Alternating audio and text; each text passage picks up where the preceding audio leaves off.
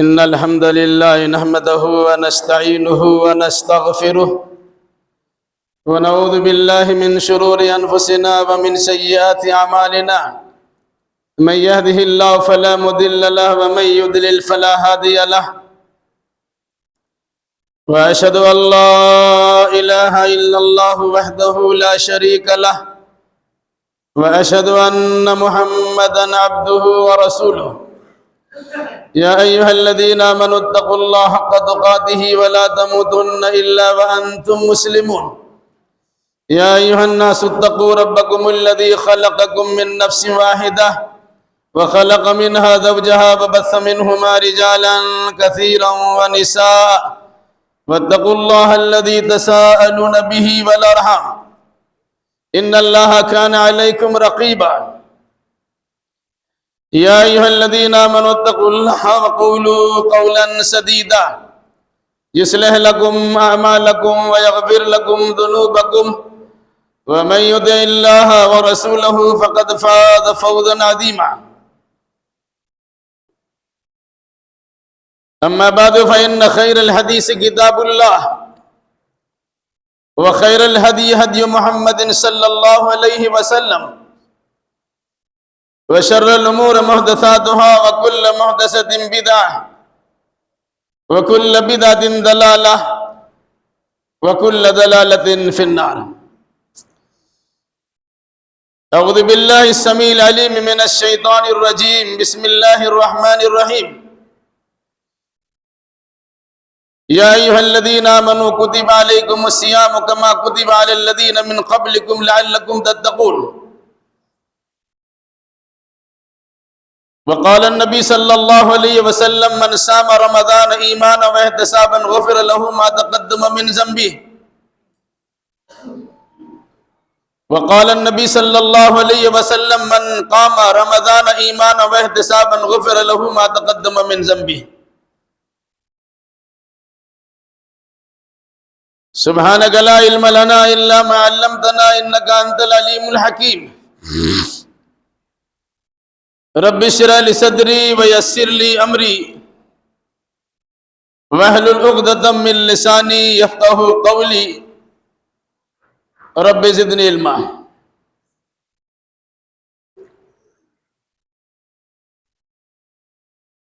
ساری تعریف اس وحدہ لا شریک احکم الحاکمین کے لیے لائق و سزاوار ہے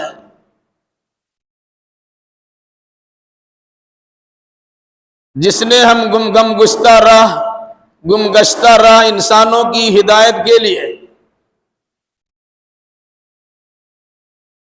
اپنا آخری نبی محمد الرسول اللہ صلی اللہ علیہ وسلم کو مبعوث فرمایا اور اپنی آخری کتاب قرآن مجید سے نوازا. درود و سلام نازل ہو جملہ انبیاء کرام علیہم السلام پر، خصوصاً امام الانبیاء مصدر مہر و وفا صاحب قابا قوسین ودنا محمد الرسول اللہ صلی اللہ علیہ وسلم پر. اللہم صلی علی محمد وعلی آل محمد کما صلیت علی ابراہیم وعلی آل ابراہیم انکا حمید مجید. اللہم بارک علی محمد وعلی آل محمد کما بارکت علی ابراہیم وعلی آل ابراہیم انکا حمید مجید. بزرگوں، نوجوان ساتھیوں، پردہ نشین اور بہنوں،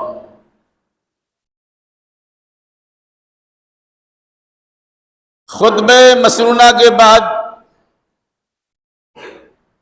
قرآن مقدس کی سورہ بقرہ سے ایک آیت کریمہ کی تلاوت کی گئی ہے.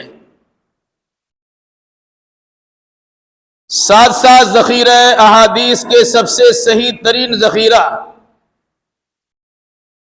صحیح البخاری کی 2 حدیثیں بھی پڑھی گئی ہیں. انشاءاللہ الرحمن انہی آیتوں احادیث کی روشنی میں کچھ باتیں آپ کے سامنے رکھی جائیں گی۔ اللہ ہمیں صحیح کہنے، صحیح سننے، صحیح سمجھنے اور صحیح باتوں پر عمل کرنے کی توفیق مرحمت فرمائے، آمین۔ تلاوت کردہ آیت کریمہ کا ترجمہ اس سے پہلے کئی بار سن چکے ہیں، ایک بار پھر سے سماعت فرما لیں۔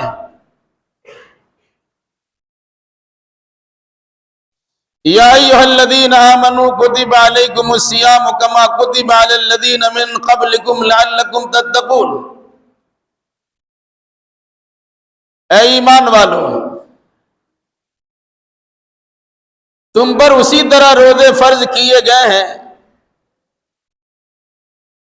جس طرح تم سے پہلی قوموں پر روزے فرض کیے گئے تھے، لعلکم تتقون، تاکہ تم متقی و پرہیزگار بن جاؤ۔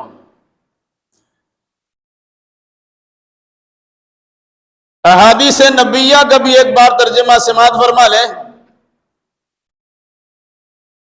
کہ من صام رمضان ایمانا واحتسابا غفر له ما تقدم من ذنبہ، جس نے ایمان کے ساتھ اور ثواب کی امید کے ساتھ رمضان کا روزہ رکھا، اس کے گزرے ہوئے گناہ بخش دیے جاتے ہیں۔ دوسری حدیث تھی من قام ایمانا واحتسابا غفر له ما تقدم من ذنبہ، جس نے ایمان اور ثواب کی امید کے ساتھ رمضان کے مہینے میں قیام اللیل کیا، تراویح پڑھی، تو اس کے بھی گزشتہ گناہ معاف کر دیے جاتے ہیں۔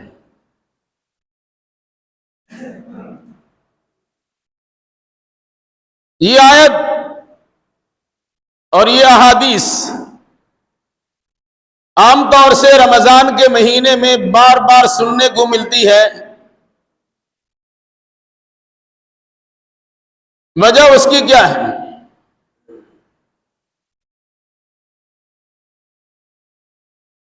آیت قرآنی میں رمضان کا روزہ رکھنے کا حکم دیا گیا اور ساتھ ساتھ اس کا فائدہ بتلایا گیا، اور احادیث رسول میں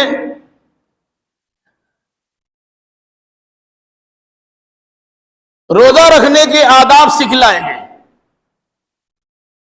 کہ کس طرح ہم اور آپ رمضان کے روزوں سے اور اس میں کی جانے والی رات کی قیام اللیل سے کس طرح فیضیابی حاصل کی جا سکتی ہے، اس کا طریقہ کار بتلایا گیا۔ روزہ روز جیسا نہیں ہے، بلکہ روزہ کھانے اور پینے اور خواہشات نفسانی کی تسکین اور تکمیل کرنے سے رک جانے کا نام روزہ ہے۔ یہی وجہ ہے کہ جو انسان بھی روزہ رکھتا ہے، صبح سے لے کے شام تک، سحری سے لے کے افطار تک کچھ کھاتا پیتا نہیں ہے، اور بہت سارے روزہ کے اندر خرابی پیدا کر دینے والی صفتوں سے بھی دور رہتا ہے۔ ساتھ ساتھ رمضان کی آمد پر ایک مومن سب سے پہلے اپنے ایمان کی تجدید کرتا ہے۔ رمضان سے پہلے اگر کچھ بھول چوک ہو رہی ہوتی ہے تو اس کے ازالے کی کوشش کرتا ہے. نیت کی درستگی کا خاص خیال کرنے کے ساتھ ساتھ ان تمام اعمال و افعال سے گریز کرتا ہے کہ جن کی وجہ سے روزہ میں کسی قسم کی خرابی پیدا ہو جائے. یعنی بڑے ادب و احترام کے ساتھ انسان رمضان کا استقبال کرتا ہے اور جن عبادتوں کے کرنے کا ثبوت کتاب و سنت میں موجود ہو ان اعمال کی بجا آوری کے ذریعے سے اللہ کی قربت و نزدیکی حاصل کرتا ہے.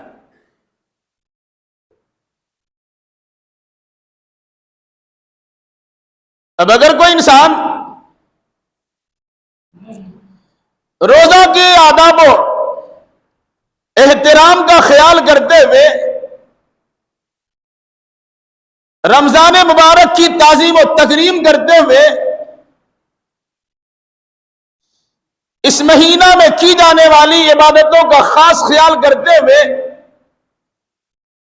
اپنی زندگی گزارتا ہے تو اللہ تبارک و تعالیٰ کی جانب سے ایسے انسان کی بخشائش کا مژدہ اور خوشخبری سنا دی جاتی ہے. الحمدللہ آج ہم 13واں روزے کی تکمیل میں لگے ہوئے ہیں. ہر دن روزہ نے ہمیں کیا فائدہ دیا اور روزہ سے ہم نے کیا فائدہ لیا. رمضان کی رات اور دن کے ہمہ وقت کے لمحوں سے ہم نے کیا عبرت و نصیحت حاصل کی. حدیث رسول نے ہماری توجہ اس کی طرف مبذول کرائی ہے کہ جس نے ایمان کے ساتھ اور ثواب کی نیت سے روزہ رکھا ہے، قیام اللیل کیا، تو اسے یقین کرنا چاہیے کہ اللہ تبارک و تعالیٰ کی جانب سے ان کے لیے مغفرت اور معافی کا اعلان ہو چکا ہے. اللہ ہمیں اور آپ کو اس نعمت سے بہرور فرمائے اور اس نعمت سے مالا مال فرمائے. آمین.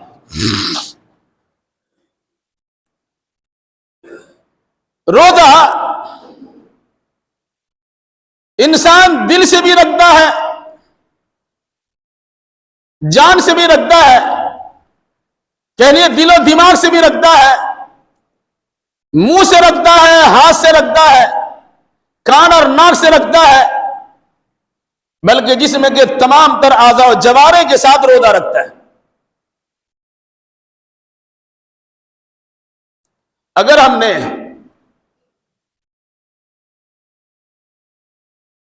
پیٹ کو روزہ رکھا دیا اور جسم کے سارے اعضاء و جوارح کو آزاد چھوڑ دیا تو ہماری جانب سے پیٹ پر ظلم ہو جائے گا. کہ آنکھ کو آزاد چھوڑے ہوئے، کان کو آزاد چھوڑے ہوئے، زبان کو آزاد چھوڑے ہوئے، دل و دماغ کو آزاد چھوڑے ہوئے پابندی ہم پیٹ پہ لگ گئی کہ اس میں ایک قطرہ اور ایک قطرہ پانی اور ایک لقمہ دانا نہیں جا سکتا.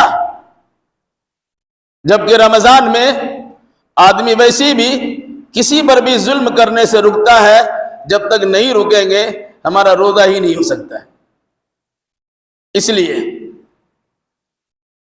سب سے پہلے ہمیں دل اور اس کے بعد دماغ کو روزہ رکھانا چاہیے.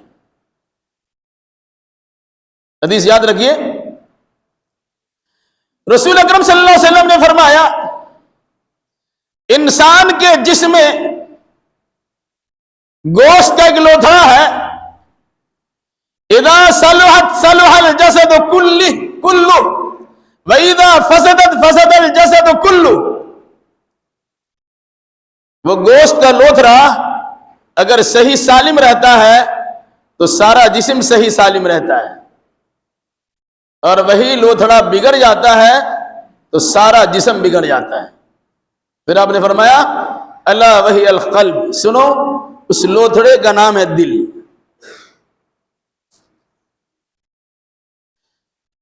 دل کے زندہ رہنے پر انسان زندہ ہے.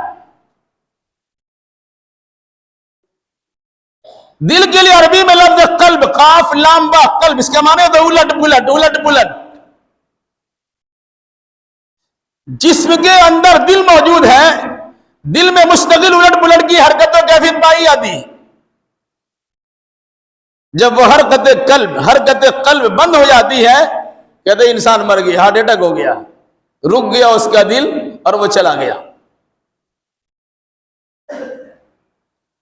تو دل اگر ہمارا صحیح ہے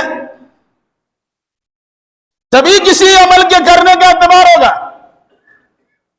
کیونکہ ایمان نام ہے، تصدیق بالجنان، اقرار باللسان، عمل بالارکان. جن چیزوں پر ایمان لانا ضروری ہے ان چیزوں کی تصدیق کرنا دل سے لازمی ضروری ہے. جب دل میں ہم نے اسے صحیح مان لیا، اب اظہار کے لیے، معافی ضمیر کی ادائیگی کے لیے اللہ تبارک و تعالیٰ نے ہمیں زبان کی نعمت سے نوازا ہے، تو انسان اقرار باللسان کرتا ہے اور اپنی زبان سے اقرار کرتے ہوئے اس ایمانیات کا تذکرہ کرتا ہے.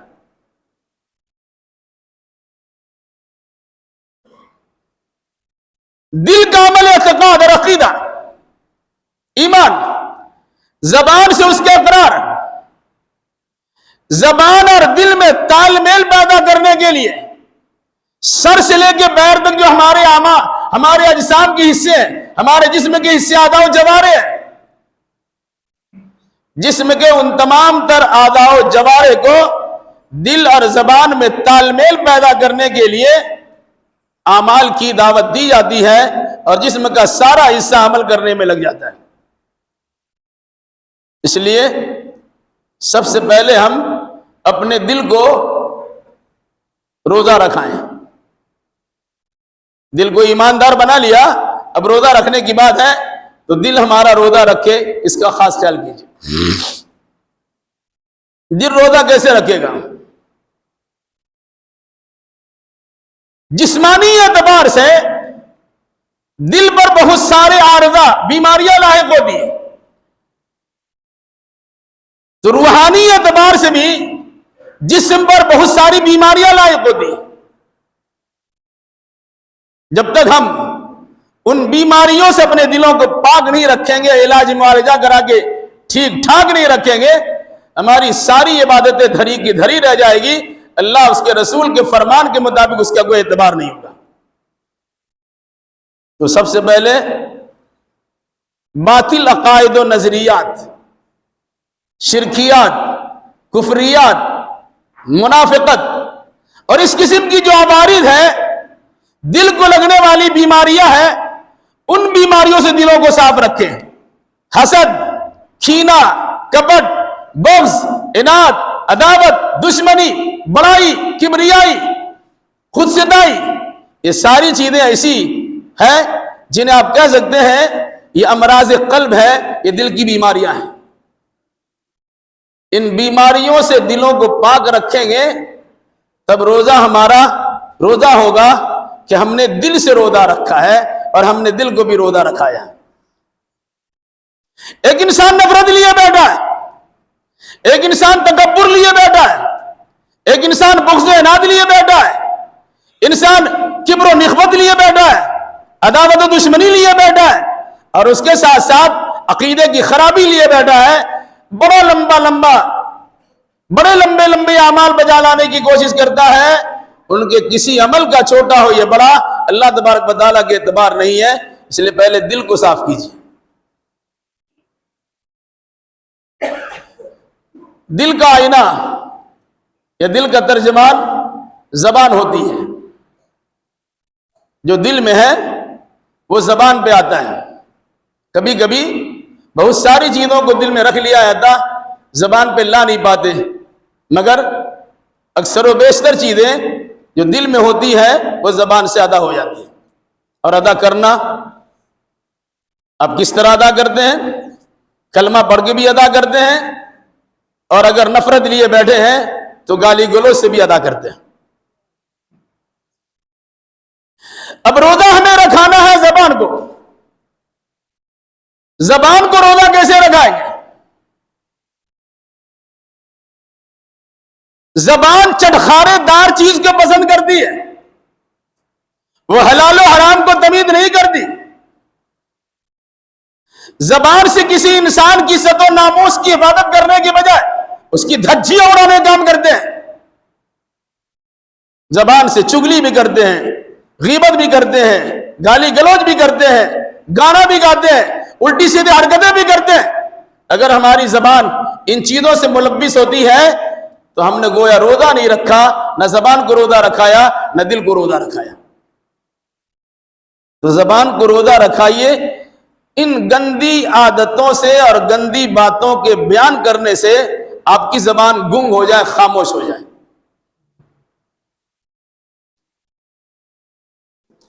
اس کے بعد انسان کے سامنے آنکھ ہے، دائیں بائیں کان ہے. انسان سب سے پہلے آگے دیکھتا ہے، اور دیکھنے کے اللہ تبارک و تعالیٰ نے آنکھ کی شکل میں دو عظیم نعمتیں عطا کی ہیں. آنکھ جس کے ذریعے سے آپ کسی چیز کو دیکھ کر صحیح غلط کی تمیز کر سکتے ہیں. اس آنکھ سے قرآن کی آیتوں کو دیکھ سکتے ہیں، احادیث نبویہ کی کتابوں کو پڑھ سکتے ہیں، آفاق و انفس میں بے شمار اللہ کی نشانیاں ہیں، ان کا مشاہدہ کر سکتے ہیں.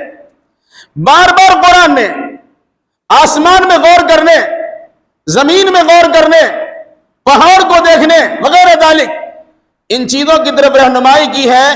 اپنی آنکھوں سے آسمان کو دیکھیے کہ اللہ تبارک و تعالیٰ کتنی مہان ہستی ہے جس نے ساری کائنات کو ایک بہترین چھت عطا کیا ہے جس میں کہیں شگا پھٹن نام کی کوئی چیز نہیں ہے، جس کو کبھی رنگ و روغن کرنے کی ضرورت نہیں پڑتی ہے، بلکہ جس طرح آسمان شروع میں تھا ویسے کی ویسے ابھی موجود ہے. ادھر حقیقت خالق کی صنائی اور خالق کی قدرت کی شاہکار نمونہ ہے.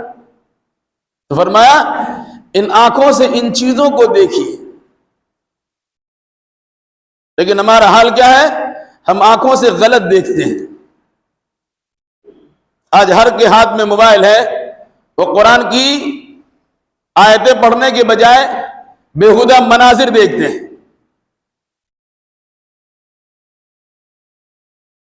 عبرت و نصیحت حاصل کرنے کے لیے کتاب و سنت کا مطالعہ کرنے کے بجائے ہم الٹی سیدھی حرکتوں پر مشتمل کارناموں کا مشاہدہ کرتے ہیں. گویا ہم نے آنکھ تو رکھا ہے لیکن آنکھ کو روزہ نہیں رکھایا. تو روزہ ہمارا آنکھ نہیں رکھے گا تو روزہ ہمارا کیسے ہوگا؟ زبان روزہ نہیں رکھے گی تو روزہ ہمارا کیسے ہوگا؟ دل ہمارا روزہ نہیں رکھے گا روزہ ہمارا کیسے ہوگا؟ کان آپ کو اللہ نے دیا ہے، بہت ساری باتوں کے لیے تو ہونا یہ چاہیے کہ ایک کان سے سنو دوسرے کان سے نکال دو. لیکن یہ چیزیں مسلمان قرآن و حدیث کے لیے کرتا تو ہے کہ قرآن سنتا ہے اور ادھر سے نکال دیتا ہے، لیکن غلط چیزوں کے سننے کے بعد بڑی چاہت کے ساتھ انسان سنتا ہے. اس کان سے سننے کے بعد اس کان سے نکالنے کے بجائے دونوں کان کے بیچ میں دل و دماغ ہے اس میں راسخ کرا دیتا اور اسی کی بنیاد پر انسان جلتا بھنتا اور کباب بنتا رہتا ہے. نہ دنیا میں اس کو سکون ہے نہ آخرت میں اسے راحت ملے گی. تو کہا دونوں کان کو روزہ رکھائیے، نہ کسی کی غیبت سنیے، نہ کسی کے بارے میں غلط خیال سنیے.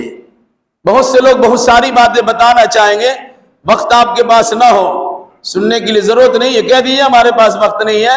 اور خاص طور سے روزہ ہم نے کان کو بھی روزہ رکھانے کا سوچ لیا ہے. ہمارا کان بھی روزہ رکھے گا، وہ گانا نہیں سنے گا، وہ گالی نہیں سنے گا، وہ غیبت نہیں سنے گا، وہ چگلی نہیں سنے گا، الٹی سیدھی حرکتیں نہیں سنے گا، بلکہ ہم نے اسے روزہ رکھا دیا.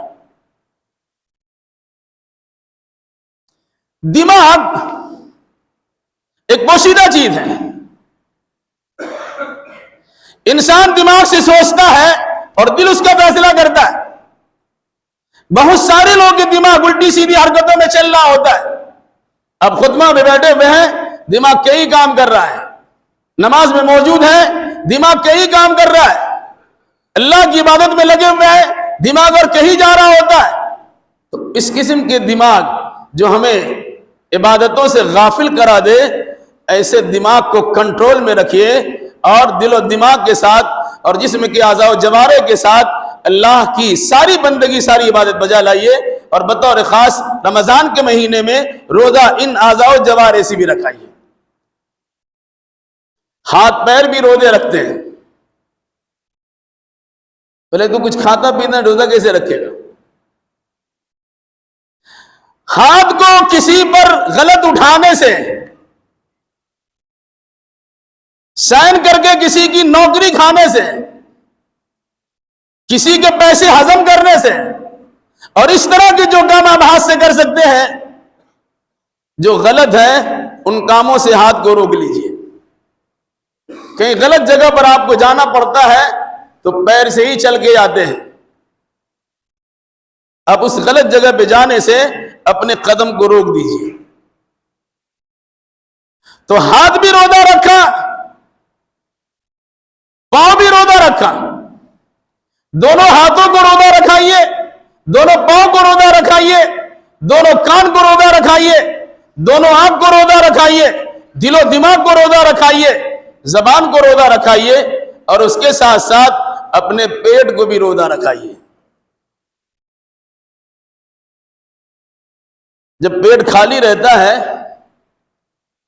تو آدمی کو دن میں تارے نظر آتے ہیں اور پیٹ بھرا رہتا ہے تو سونے سے فرصتی نہیں ملتی ہے. پیٹ کو اللہ تبارک و تعالیٰ نے دیا ہے، اسے خالی رکھنا بھی نہیں ہے، کوٹا پورا کروا دیا جاتا ہے. دن میں اگر فجر سے لے کے سحری سے لے کے افطار تک بھوکا ہے، پھر مغرب سے لے کے فجر تک کھانے پینے کا سارا موقع ہے. اپنے اعتبار سے انسان کھاتا پیتا ہی ہے. تو پیٹ کو روزہ رکھانا اس لیے ہے کہ کسی غلط قسم کا خوراک آپ کے پیٹ میں جانے نہ پائے. حرام مال سے تیار کرتا افطار، سحری یا کوئی بھی کھانا آپ کے پیٹ میں جانا نہیں چاہیے. آپ نے دن بھر تو روزہ رکھا ہے، اللہ کو خوش کرنے کے لیے پیٹ کو اپنے دن بھر روزہ رکھا، اللہ کو خوش کرنے کے لیے سارے آداب بجا لائے، لیکن شام کے وقت میں افطار ہم نے کیا ہے، ہم نے افطار کر لیا حرام کمائی سے، ہم نے رات کا کھانا کھا لیا مشکوک پیسے سے، ہم نے پیٹ بھر لیا مار دھار کے پیسے سے. کیا ہوگا؟ ہمارا پیٹ روزہ تو رکھا نہیں، دن میں روزہ رکھانا ہے، اس کا عمل رات میں ہوتا ہے. ہم نے اس کو کھلا پلا کر کے پیٹ بھر کر کے دن میں کیے جانے والے سارے عبادات کو ہم نے بالائے طاق رکھا دیا یا اس کی جڑ کاٹ دی.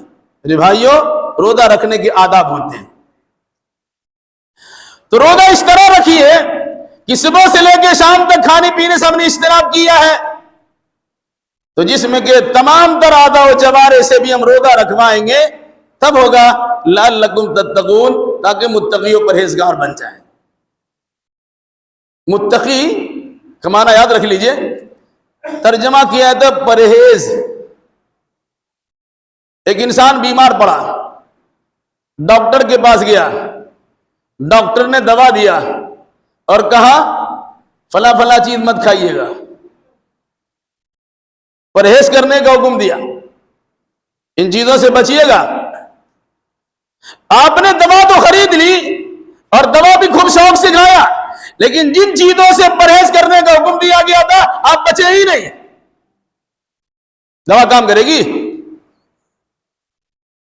دوا میں آپ کا پیسہ فضول چلا گیا، ڈاکٹر کے پاس سے وقت آپ کا فضول چلا گیا، ڈاکٹر کی صلاحیتوں سے آپ نے فائدہ اٹھایا، فضول چلا گیا، گھر والوں کو آپ نے دھوکہ دیا، فضول چلا گیا.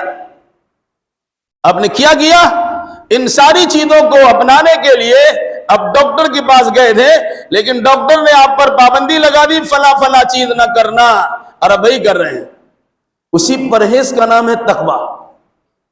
اور قرآن کہتا ہے لعلکم تتقون، تاکہ آپ متقی بن جائیں، پرہیزگار بن جائیں.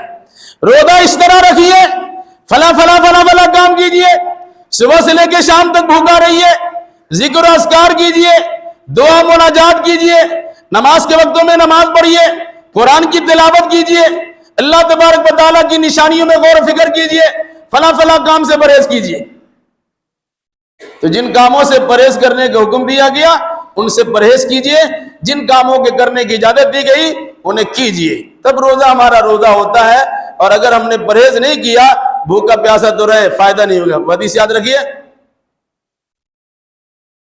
کم من صائم یرب صائم لیس له من صیامہ الا الجوع وکم من قائم لیس له من قیامہ الا السحر۔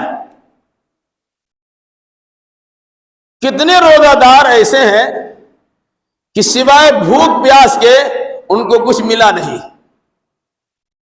اور کتنے راتوں میں قیام اللیل کرنے والے، جاگ کر تہجد گزاری کرنے والے ایسے ہیں کہ سوائے رات جگا کہ ان کو کچھ فائدہ نہیں پہنچا۔ کیوں؟ دن میں تو روزہ رکھا ہم نے، 3 چیزوں پر پابندی لگا دی کہ ہم نے پابندی کو تسلیم کر لیا، کھانا بھی نہیں اور پینا بھی نہیں ہے، خواہشات نفسانی کے لیے اپنی شریک حیات سے رشتہ ناطہ جوڑنا بھی نہیں ہے، ان چیزوں پر آپ نے پابندی تو لگا دی ہے، لیکن باقی دوسرے سارے کام کرتے ہیں جنہیں نہیں کرنا چاہیے تھا۔ کیا ہوا؟ صبح سے لے کے شام تک روزہ رکھا، بھوکا پیاسا تو رہا، ہم نے پیٹ کو بھی بھوکا رکھا اور بہت ساری چیزوں کو بھوکا رکھا، لیکن اس کے باوجود ہمیں سوائے بھوک کے کچھ میسر نہیں ہوا۔ رات میں قیام اللیل کیا، تہجد گزارے کی، رات جا کر اللہ تبارک و تعالیٰ کی قرآن کی تلاوت کی، مسئلے مسائل ہم نے سیکھے، ہم نے مسئلے مسائل کی کتابیں پڑھی، بہت سارے اوقات ہم نے صرف کر دیا، لیکن رات جاگنے کی سوا میں کچھ میسر نہیں ہوا۔ کیوں؟ کہ ہم نے روزہ کے آداب کا خیال نہیں رکھا۔ اور وہ حدیث بھی یاد رکھیے جس میں اللہ کے نبی صلی اللہ علیہ وسلم نے فرمایا، من لم يدع قول الزور والعمل به فليس لله حاجة في ان يدع طعامه وشرابه۔ جس نے جھوٹ بولنا اور غلط کام کرنا نہیں چھوڑا تو اس کے بھوکا پیاسا رہنے سے اللہ کو کوئی سروکار نہیں ہے۔ یعنی ہمارا بھوکا پیاسا رہنا کوئی فائدہ نہیں دے گا، اس سے کوئی فائدہ نہیں پہنچے گا اگر ہم نے جھوٹ بولنا نہیں چھوڑا، غلط کرنا نہیں چھوڑا۔ تو ہمیں روزہ ان آداب کا خیال کرتے ہوئے رکھنے کی کوشش کرنی چاہیے۔ اللہ تعالیٰ سے دعا کیجئے اللہ ہم جملہ مسلمانوں کو کتاب و سنت کی روشنی میں عقیدہ اعمال بجا لانے کی توفیق مرحمت فرمائے۔ رمضان کے 13 ایام گزرے، حالات اب بڑے سکون کے ساتھ یہاں پر 2 منٹ آپ کر لیں گا۔ ہندوستان کا سیاسی ماحول بہت بگڑا ہوا ہے، خاص طور سے یو پی اور بہار اور دیگر مقامات پر فساد پھیلانے کی بھرپور کوشش ہو رہی ہے۔ ہم لوگ یہاں ان کے بالمقابل ذرا آرام و سکون میں ہیں، لیکن ہمیں یہ نہیں سمجھنا چاہیے کہ ہم آرام و سکون میں ہیں، بلکہ ہماری ذمہ داری بنتی ہے ہم اپنے ان بھائیوں کا خاص خیال رکھیں گے، ان کے لیے دعائیں کریں گے، ان کے لیے اللہ تبارک و تعالیٰ سے استغاثہ اور التجا کریں گے کہ الہی جہاں حالات خراب ہیں امن و امان کی بحالی فرما دے۔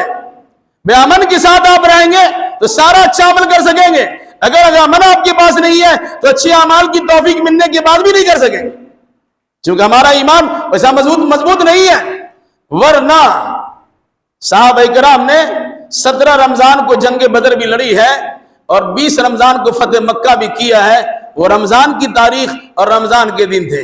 آج ہمارا حال کیا ہے؟ ہم نماز پڑھنے میں تھوڑی سی گرمی ہوتی ہے، نہیں آتے ہیں، کچھ معاملہ بگڑتا ہے نہیں آتے ہیں، حالات خراب ہوتے ہیں نہیں جاتے ہیں، جبکہ ہمارا ایمان اس طرح کا ہونا چاہیے تھا۔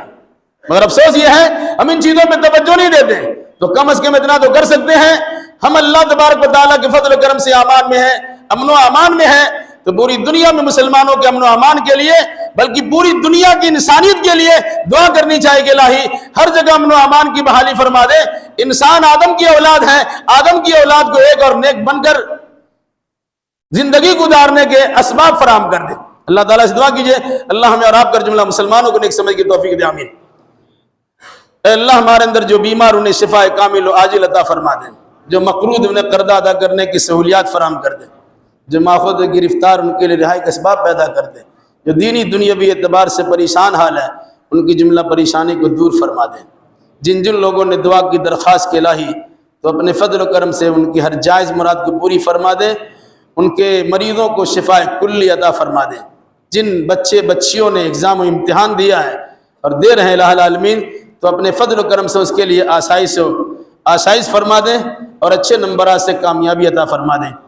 اقول قولی ھذا واستغفر اللہ لی ولکم ولسائر المسلمین وآخر دعوانا ان الحمد للہ رب العالمین۔